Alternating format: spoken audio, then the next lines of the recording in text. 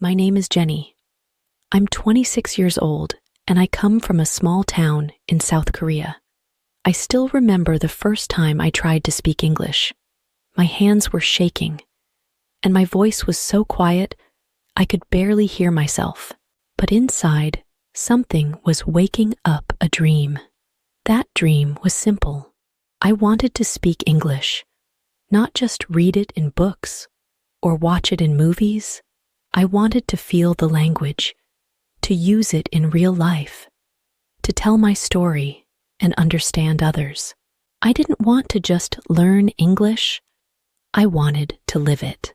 One day, I discovered a new way to learn, through stories, not boring grammar books, not long vocabulary lists, but real emotional human stories, stories that made me laugh, cry, and think. That changed everything. So today, I want to share a day in my life as an English learner, a real day with my mistakes, my little wins, my thoughts, and my heart. My goal is simple: to grow, to become just a little more confident than yesterday, to use English like a friend, not like a stranger. Come with me. Let's begin this day together. Morning routine, language immersion, and overcoming challenges. I wake up at 7 a.m. The morning light slowly touches the curtains, and the world outside is still quiet. Before I even open my eyes fully, I reach for my phone and press play on my favorite English podcast. Today's topic is about traditions in different countries. I hear people discussing holidays, food, and how culture shapes who we are. Their voices are calm and clear, but sometimes I still miss a few words. That's okay. I pause, rewind, and try again.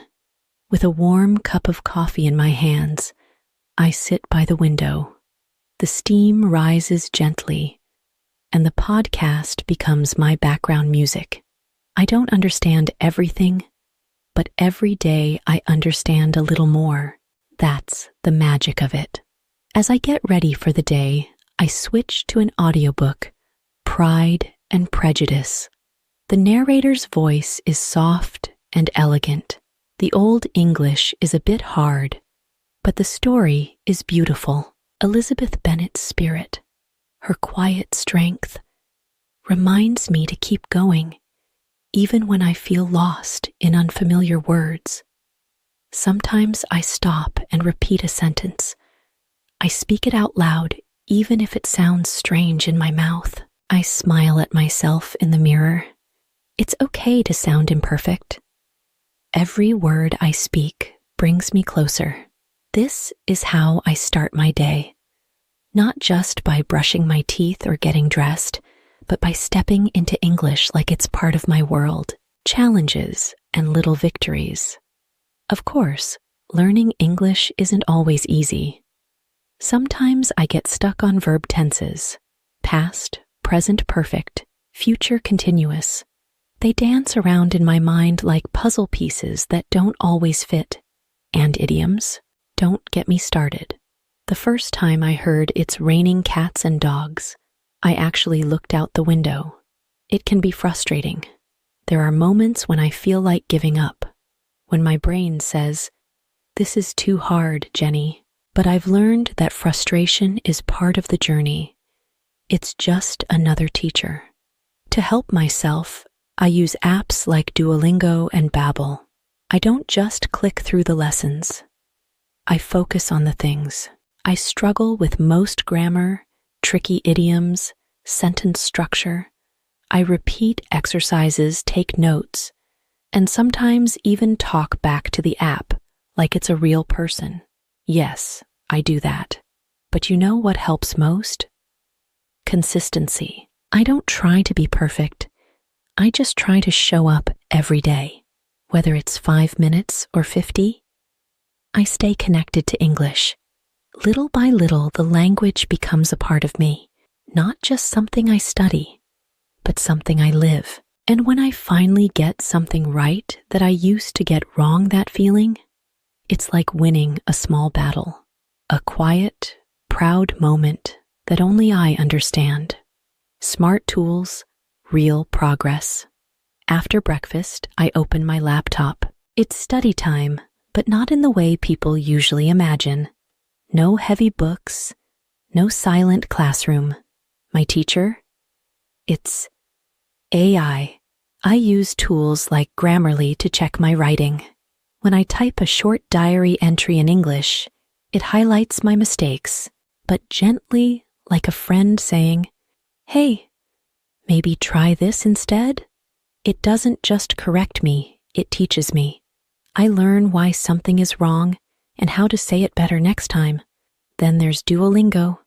It feels like a game, but it's smarter than it looks. Every lesson is tailored to me. If I keep getting verbs wrong, it gives me more practice. If I improve it, celebrates with silly sounds and happy green owls. And yes, I smile every time. Sometimes I want to understand a movie or a news article, but the language is too fast, too complex. That's when I turn to AI-generated summaries and translations. These tools break down hard texts into simpler ones without losing the heart of the message.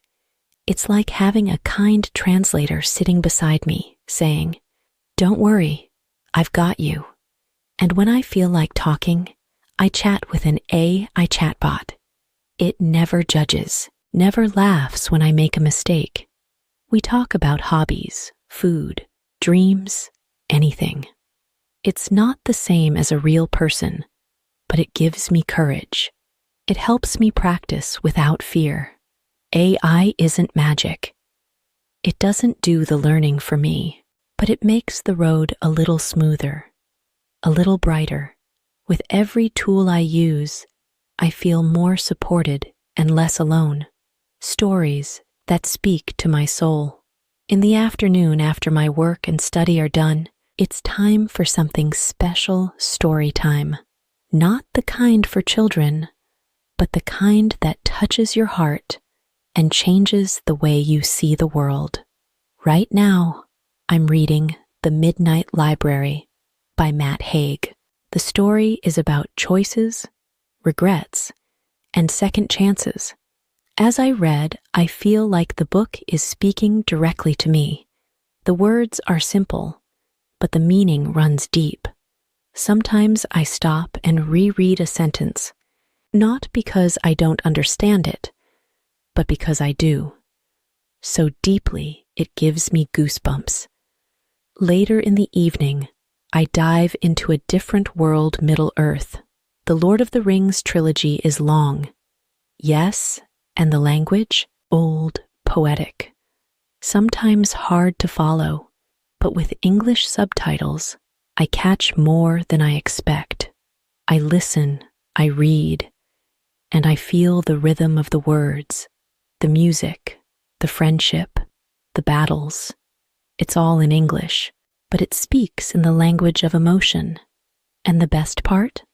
Afterwards, I go online to a small community of English learners like me. We share our thoughts. I type my opinions about the book. I think Nora is not just lost. She's searching for meaning. We laugh about Gollum's voice. We quote Gandalf, we talk in English. Sometimes my grammar isn't perfect. Sometimes I need to Google a word, but I'm part of the conversation. I'm in it. These books and films, they're not just entertainment. They are bridges. They connect me to the language in a way no textbook ever could. Reflection, dreams, and the road. Ahead. As the night sky wraps around my little world, I sit by my desk with a cup of tea and think back on the day. Today, I listened. I read, I watched, and I spoke. Maybe I didn't get every word right. Maybe I still mixed up tenses or missed an idiom. But I showed up, and that matters more than perfection. I learned that small steps are still steps forward. I learned that language is not just rules and words. It's connection, emotion, and story. Learning English through stories has changed everything for me. It's no longer a chore. It's a joy. When I follow a character's journey, I learn not only English, but life. I feel more. I understand more. I become more. Of course, there's still a long way to go. I want to speak more fluently, to write more clearly, to think more confidently in English. But I've learned that big goals need small, realistic steps. And every time I reach one, even the tiniest one, I take a moment to celebrate. Because this journey is not easy. There are days when doubt whispers, "You're not good enough." But I've learned to whisper back, "Watch me try."